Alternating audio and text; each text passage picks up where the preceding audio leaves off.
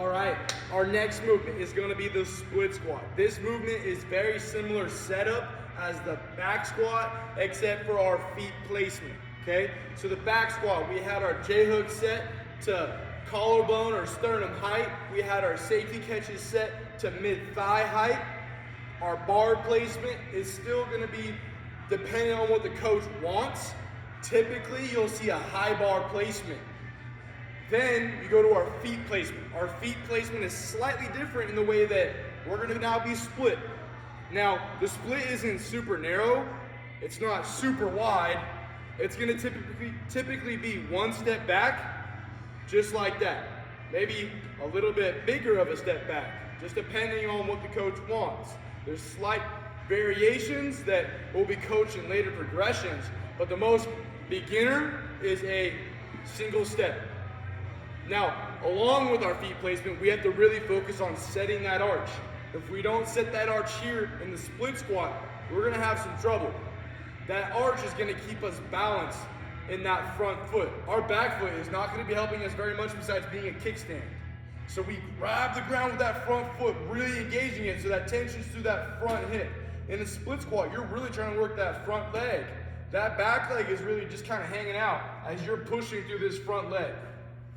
Okay? We're still gonna have the same core engagement, creating that tire-like stability, and we're still gonna have our back brace pulling that bar down so it doesn't fly off our back.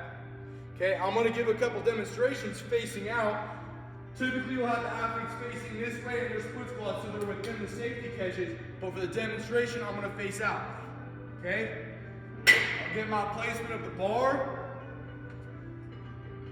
I'll engage my back, brace my core, and I'll pick it off. I'll get my split stance. I'll engage that front foot. Now notice where my feet are in comparison to like my front squat or back squat. I'm about hip width. I'm not trying to tightrope it. I'm about hip width.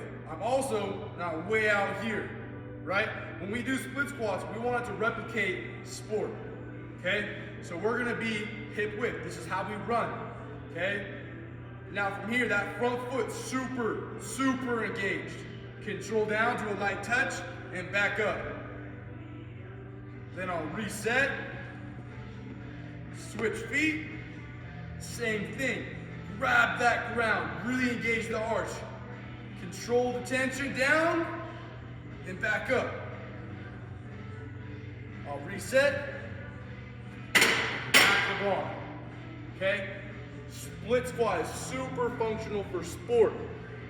We really want to emphasize that front foot, letting the force transfer through to the hip, and keeping the same setup as the back squat. We have the bar placement the same.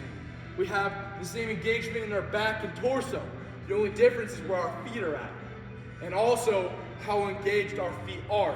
Our feet should still be engaged on a back squat or a front squat, but in a split squat, you really only have one foot that's creating that tension to allow you to have that stability.